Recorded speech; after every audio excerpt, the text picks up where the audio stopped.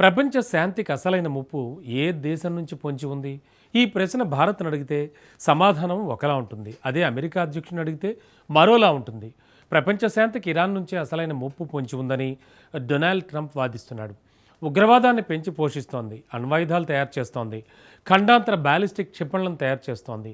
ఆ దేశం నుంచే ముప్పు అంటూ ట్రంప్ బల్లగుద్ది మరీ చెబుతున్నాడు. కానీ ట్రంప్ చెప్తున్న ఇలాంటి లక్షణాలే అచ్చం పాకిస్తాన్కు కూడా ఉన్నాయి. కానీ ఉగ్రదేశంపై మాత్రం అమెరికా అధ్యక్షుడు మెతక వైఖరిని కనబరుస్తున్నాడు. పాక్ నుంచి ప్రమాదం పొంచి ఉందని తెలిసినా మౌనం వహిస్తున్నాడు. అమెరికాను అణు బ్లాక్మెయిల్ చేస్తోంది అసలెవరు? అణు దేశానికి ఎందుకు ట్రంప్ రెడ్ కార్పెట్ పరుస్తున్నాడు? పాకిస్తాన్తో నిజంగా ప్రమాదం పొంచి ఉందా? Was the story.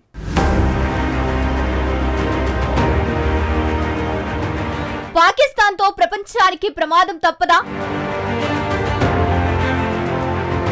ఇరాన్కు లేని వెసులుబాటు పాక్కు ఎందుకు?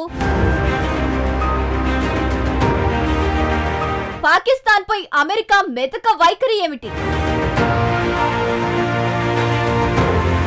అమెరికా అధ్యక్షుడు డొనాల్డ్ ట్రంప్ ఏ విషయాన్ని ముప్పుగా, ప్రమాదంగా భావిస్తారు?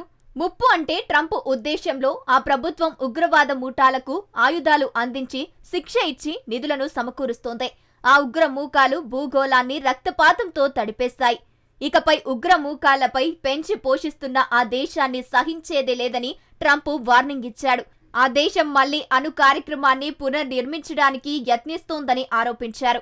ఐరోపాలోని తమ మిత్ర దేశాలకు, విదేశాల్లో ఉన్న తమ సైనికులకు ముప్పు కలిగించేలా ఆ దేశం యత్నిస్తోందని అమెరికా ఎత్తి చూపించాడు. ఆఖరికి అమెరికా ప్రధాన భూభాగంపై దాడి చేసేలా సుదూరు లక్ష్యాలను ఛేదించే క్షిపణులను కూడా ఆ దేశం తయారు చేస్తోందని ట్రంప్ మండిపడ్డారు. ఫిబ్రవరి 28న ట్రంప్ చేసిన వ్యాఖ్యలు ఇవి.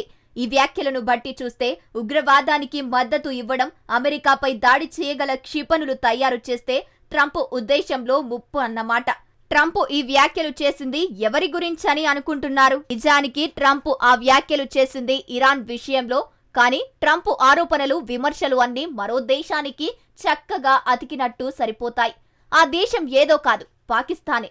ఈ ఉగ్రదేశం అణు బాంబులను తయారు చేయడం లేదు. ఇప్పటికే వారి వద్ద అణు బాంబులు ఉన్నాయి. ఇక ఉగ్రవాదాన్ని పెంచి పోషించింది పాకిస్తానే. ఉగ్రవాదాన్ని ప్రపంచానికి పరిచయం చేసిందే ఈ క్రూరమైన దేశం. ఉగ్రవాదానికి యూనివర్సిటీగా మారింది పాకిస్తాన్.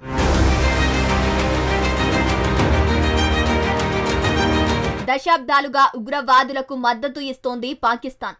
చివరికి ఒసామా బిన్ లాడెన్ కు కూడా ఆ దేశం ఆశ్రయం కల్పించింది. ఇప్పుడు ఖండాంతర బాలిస్టిక్ క్షిపణులు, ఐసీబీఎంలను కూడా పాకిస్తాన్ తయారు చేస్తోంది.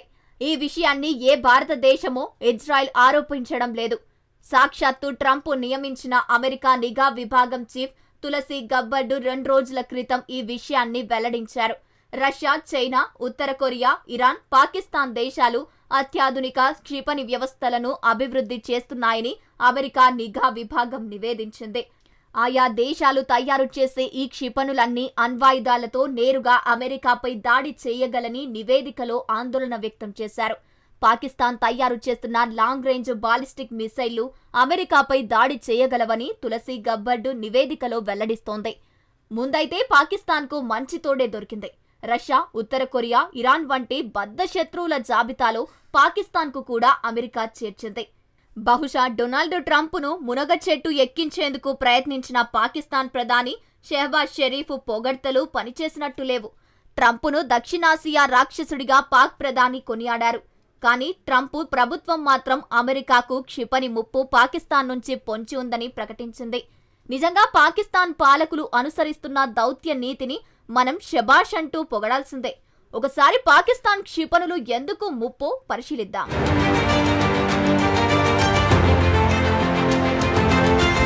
ఐసీబీఎం అంటే ఇంటర్ కాంటినెంటల్ బాలిస్టిక్ మిసైల్స్. ఐసీబీఎంలు అంటే ప్రపంచంలోనే అత్యంత సుదూరు లక్ష్యాలను ఛేదించే క్షిపణులు. ఇవి 5500 కిలోమీటర్ల కంటే ఎక్కువ దూరం ప్రయాణించగలవు. ప్రస్తుతం పాకిస్తాన్ వద్ద అలాంటి శక్తివంతమైన క్షిపణి షాహీన్ 3 ఉంది. దీని పరిధి ప్రస్తుతం 2750 కిలోమీటర్లు మాత్రమే. అంటే ప్రస్తుతానికి పాకిస్తాన్ వద్ద ఐసీబీఎంలు లేవు. కానీ ఇస్లామాబాద్ తన క్షిపణి సామర్థ్యాన్ని పెంచుకుంటోందని అమెరికా చెబుతోంది. అమెరికా ఇచ్చిన నివేదికపై భారత్ స్పందించింది. ఇందులో కొత్తేముందంటూ ప్రశ్నించింది. అణు వ్యాప్తి విషయంలో పాకిస్తాన్కు ఉన్న చీకటి చరిత్ర ప్రపంచానికి తెలుసని భారత్ స్పష్టం చేసింది. పాకిస్తాన్ వద్ద అణ్వాయుధాలు ఉండటం అంతర్జాతీయ సమాజానికి ఎంతటి ప్రమాదకరమో ఇప్పటికైనా అర్థం చేసుకోవాలని భారత్ పిలుపునిచ్చింది. నిజానికి అమెరికా చెప్పింది కొత్త విషయం కాకపోవచ్చు, కానీ పాకిస్తాన్ నుంచి ఎదురయ్యే ప్రమాదాన్ని మరోసారి ప్రపంచం ఎదుట అమెరికా పెట్టినట్టు అయ్యింది. దీనిపై పాకిస్తాన్ ఎలా స్పందించింది? అమెరికా ఆరోపణలను పాకిస్తాన్ విదేశాంగ శాఖ తోసిపుచ్చింది. తాము ఆత్మరక్షణ కోసమే క్షిపణి వ్యవస్థలను అభివృద్ధి చేస్తున్నట్టు పాకిస్తాన్ మరోసారి దబాయించింది. జాతీయ సార్వభౌమత్వం కాపాడడమే లక్ష్యమని కబుర్లు చెప్పింది. భారత్ను దృష్టిలో ఉంచుకుని క్షిపణి కార్యక్రమాన్ని రూపొందిస్తున్నట్టు ఇస్లామాబాద్ కథలు చెప్పింది.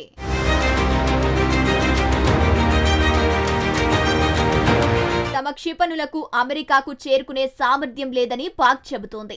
పనిలో పనిగా భారత్పై బట్టకాల్చి పడేసే పని చేసింది.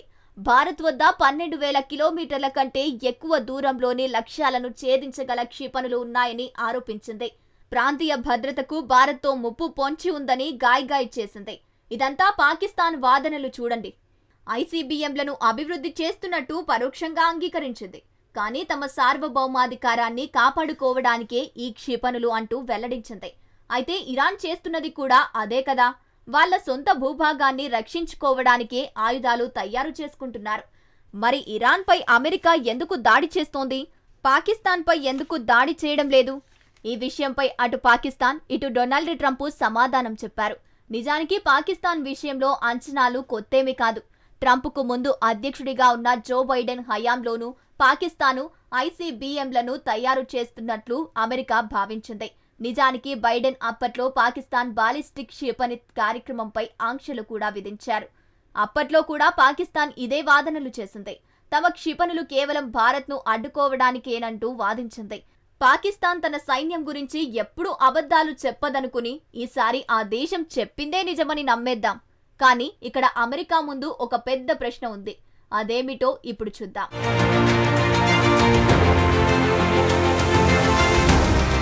ఇరాన్ ఇంకా అణుబాంబు తయారు చేయలేదని అమెరికా సొంత నిఘా వర్గాలే చెబుతున్నాయి. అయినా సరే అమెరికా దాడులు చేస్తోంది. మరి పాకిస్తాన్ విషయంలో మాత్రం నిమ్మకు నీరెత్తినట్టు వ్యవహరిస్తోంది. పాకిస్తాన్ ఇప్పటికే అణుబాంబులు ఉన్నాయన్నది పచ్చి నిజం. పైగా పాక్ ప్రభుత్వానికి ఆ బాంబులపై ఎటువంటి నియంత్రణ లేదు. పాకిస్తాన్ అణ్వాయుధాలన్నీ అక్కడి సైన్యం చేతుల్లోనే ఉన్నాయి. చివరికి ఉత్తర కొరియాలో కూడా ఇలాంటి పరిస్థితి ఉండదు. ఆ దేశంలో కూడా అధ్యక్షుడి నియంత్రణలోనే అణుబాంబులు ఉంటాయి. పాకిస్తాన్లో మాత్రం అందుకు భిన్నం. అణ్వస్త్రాలున్న ఏ దేశంలోనూ ఇలా లేదు. ఇక ఉగ్రవాదం విషయానికి వద్దాం. ఉగ్రవాదానికి పుట్టినిల్లు పాకిస్తాన్. అంతర్జాతీయంగా ఆంక్షలు ఉన్న ఉగ్రవాదులకు ఆ దేశం ఆశ్రయం కల్పిస్తోంది. ఆఫ్ఘనిస్తాన్లోని తాలిబన్లకు కూడా పాక్ మద్దతు ఇస్తోంది.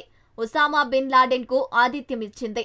ఇప్పటికీ పాక్ గూఢాచార సంస్థలు ఉగ్రవాద ముఠాలను పెంచి పోషిస్తున్నాయి. ఇవన్నీ తెలిసినా పాకిస్తాన్పై ఎందుకు అమెరికా దాడి చేయడం లేదు? ఇరాన్పై మాత్రమే ఎందుకు దాడులు చేస్తోంది?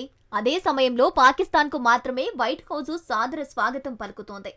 ఒకసారి అమెరికా ద్వంద్వ నీతిని చూడండి. అమెరికాలోని అత్యంత ప్రమాదకరమైన అణ్వాయుధ నిల్వలు పాకిస్తాన్లో ఉన్నాయి. మరోవైపు ఆ దేశాన్ని ముక్కలు చేయాలని పాకిస్తానీ తాలిబన్లు, వివిధ జాతుల తిరుగుబాట్లు, ఉగ్రవాదులు పాక్లో పొంచి ఉన్నాయి.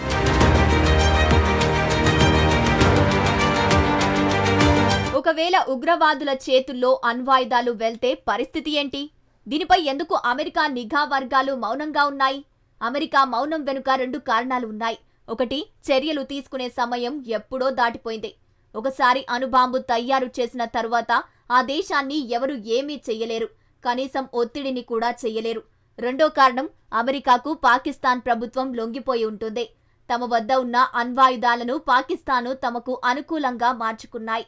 దీన్ని కాస్త వివరంగా చెప్పుకుందాం.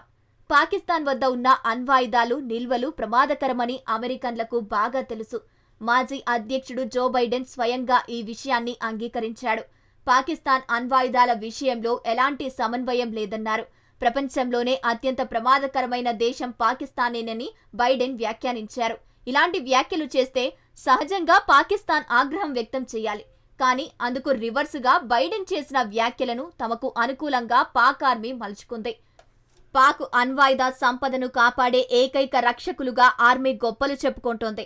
ఒక రకంగా చెప్పాలంటే పాక్ ఆర్మీ బలంగా ఉంటేనే అణ్వాయుధాలు సురక్షితం, లేదంటే అవి ఉగ్రవాదుల చేతుల్లోకి వెళ్లిపోయే ప్రమాదముందని స్వయంగా ఆర్మీనే చెప్పుకుంటోంది.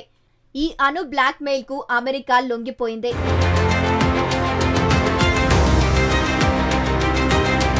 నిజంగా డొనాల్డ్ ట్రంప్ కు శాంతి పట్ల నిజంగా చిత్తశుద్ధి ఉంటే ముందు పాకిస్తాన్ నుంచి ఆ పని మొదలు పెట్టాలి. ఆ దేశానికి అందిస్తున్న సాయం నిలిపేయాలి. ఆయుధ సరఫరాపై నిషేధం విధించాలి. అణ్వాయుధాల విషయంలో జవాబుదారీతనం ఉండేలా పాక్ పై ఒత్తిడి తీసుకురావాలి. ఒకవేళ మాట వినకపోతే అణ్వాయుధ నిర్మూలన కోసం పట్టుబట్టాలి. అలా జరిగితేనే పాకిస్తాన్ సాగిస్తున్న ఉగ్రవాద పాలనకు అంతం పడుతోంది. కానీ ఇవేవీ జరగవు. ఎందుకంటే ట్రంప్కు అసలైన శాంతి మీద అస్సలు ఆసక్తి లేదు. అతడికి కావాల్సిందల్లా అధికారం మాత్రమే.